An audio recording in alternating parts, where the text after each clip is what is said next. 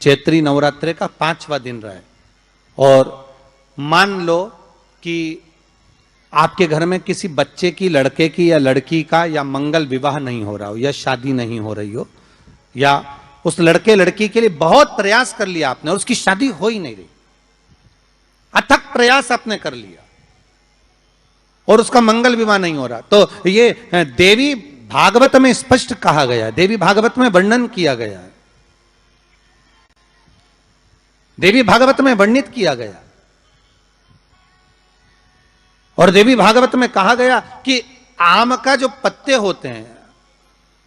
आम का जो पत्ता होता है, आम का जो पल्लव होता है, उस आम के पत्ते पर हल्दी और सिंदूर, इन दोनों से स्वस्तिक का निर्माण किया जाए। देवी भागवत का संवाद है, बहुत ध्यान देना महाराज। जिन कन्याओं का विवाह ना हो पंचमी के दिन, नवरात्रे की कोई सी भी पंचमी, मतलब जो पंचमी तिथि पड़ेगी, कोई भी नवरात्रा हो, चाहे वो 4 नवरात्रे में से, चाहे वो पौष का हो, अश्विन का हो, चैत्र का हो, आषाढ़ का हो, किसी भी नवरात्रे में आप कर सकते हैं। एक पान के पत्ते पर, एक ही पत्ते पर जो 2 स्वस्तिक बनेंगे, एक हल्दी का बनेगा, एक सिंदूर का बनेगा। बस अंतर इतना है, जो हल्दी का स्वस्तिक है उस पर कंकु के चावल अर्थात रौली के चावल, रोली कुंकू के चावल रखना है, और जो सिंदूर का है उस पे हल्दी के चावल रखना। इतना रखकर जिस लड़का लड़की का विवाह नहीं होता उसकी हथेली पर रखकर उसका नाम और गोत्र बोलकर महाराज उसको ले जाकर नीम के पेड़ के नीचे उसको रख दिया जाता है। मात्र 3.5 या 4 महीने ऐसे रहते हैं जिसके अंदर उस लड़का लड़की का विवाह पक्का हो जाता है। जिसका विवाह नहीं होता केवल उसी वाले पीछे नहीं हटते महाराज, बहुत प्रश्न करते हैं और प्रश्न कर कर पूछते हैं गुरुजी ये कलश के ऊपर आम के पत्ते क्यों लगते हैं, उसका उत्तर है, ध्यान दीजिए। प्रश्न बहुत है तो उसके उत्तर भी बहुत है, बस उसको समझने वाला चाहिए। और आप लोगों को तो आज बहुत बहुत भगवान ने कृपा करी है, जो आप पहले दिन ही कलश स्थापना होती और पहले दिन ही आपको ये ज्ञान हो जाए कि बच्चे पूछे कि कलश क्यों रखा जाता है, कलश के ऊपर आम के पत्ते क्यों लगाए जाते हैं, कलश के ऊपर नारियल क्यों रखा जाता है, कलश के ऊपर 9 बार मोली क्यों बांधी जाती है, मोली मतलब लच्छा नाड़ा 9 बार क्यों लपेटा जाता है नारियल के ऊपर, कलश के ऊपर जब रखते हैं।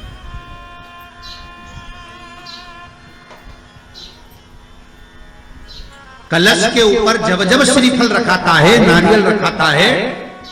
तो उस पर 5 बार 7 बार मोली नहीं लपेटी जाएगी, तो 9 ही बार लपेटी जाएगी। 5 या 7 बार लपेटते हैं तो कहते हैं कि लक्ष्मी की छिन्नता होती है, और वो 9 बार लपेटी जाती है तो भरपूर लक्ष्मी का भंडार भरती है। क्यों क्यों कहते हैं?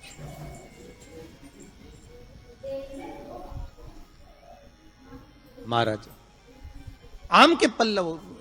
तो मैं केवल आपसे इतना सा निवेदन करना चाहती हूँ, आपसे केवल इतना कहना चाहती हूँ कि प्रभु मेरे मन का संशय मिटा दीजिए, और जो आम का वृक्ष मेरे पति के साथ जलकर भस्म हुआ है उसकी विनती को आप स्वीकार कर लीजिए, आप उसके लिए भी कुछ कृपा कर दीजिए।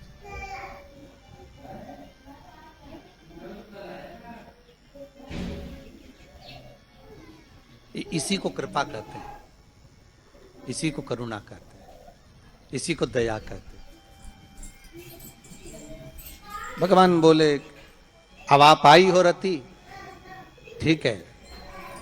मांगो क्या चाहिए, बस इतनी कृपा कर दीजिए कि आम के वृक्ष का भी उद्धार कर दो।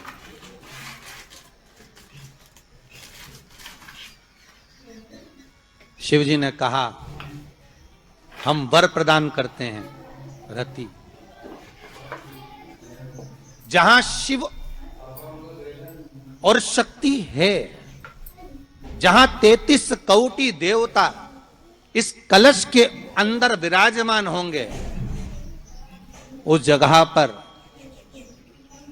स्वयं कंठ पर जहां पर मेरा निवास होगा, उस जगह पर ये आम के पल्लव अमृत के तुल्य माने जाएंगे, और इनका निवास हमारे ही हाथ में, हमारे ही हस्त कमल में विराजमान होगा, हमारे ही हाथ। कितना सुंदर है महाराज जी। उस आम के पल्लव की महत्वता को जरा जानिएगा, बहुत बहुत ध्यान दीजिएगा। आम के पत्ते देखें आप लोगों ने, अरे बोलो जम के तो बोलो, देखें उसका प्रयोग कभी आप लोगों ने करा? आम के पत्ते का कभी प्रयोग कर कर देखिएगा। अभी तो नवरात्रि चल रही है, नवरात्रे में जब 5वां दिन नवरात्रे का रहे, चैत्री नवरात्रे का 5वां दिन रहे, और मान लो कि आपके घर में किसी बच्चे की, लड़के की या लड़की का या मंगल विवाह नहीं हो रहा हो, या शादी नहीं हो रही हो, या उस लड़के लड़की के लिए बहुत प्रयास कर लिया आपने और उसकी शादी हो ही नहीं, अथक प्रयास आपने कर लिया और उसका मंगल विवाह नहीं हो रहा, तो ये देवी भागवत में स्पष्ट कहा गया, देवी भागवत में वर्णन किया गया, देवी भागवत में वर्णित किया गया। और देवी भागवत में कहा गया कि आम का जो पत्ते होते हैं, आम का जो पत्ता होता है, आम का जो पल्लव होता है, उस आम के पत्ते पर हल्दी और सिंदूर,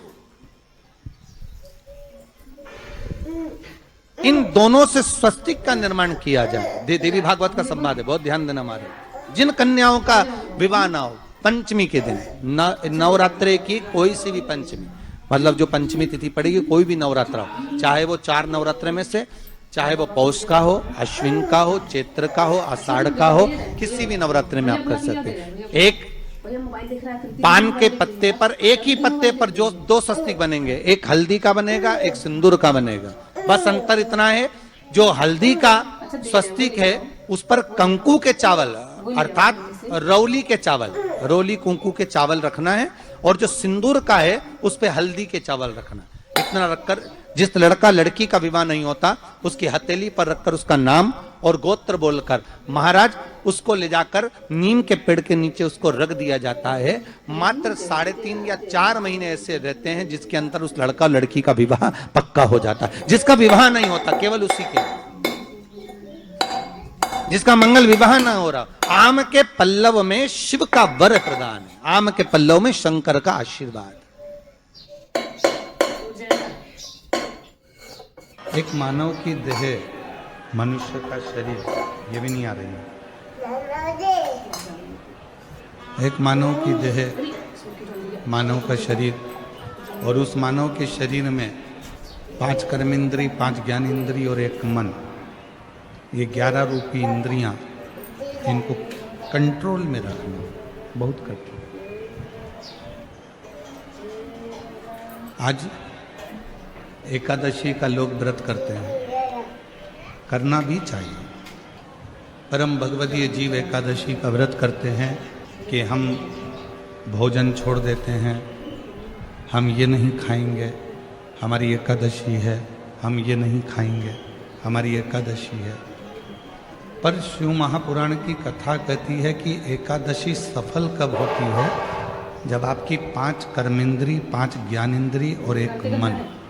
ये आपके कंट्रोल में हो, तो समझ लो कि एकादशी पूर्ण हो गई और एकादशी का फल आपको प्राप्त हो।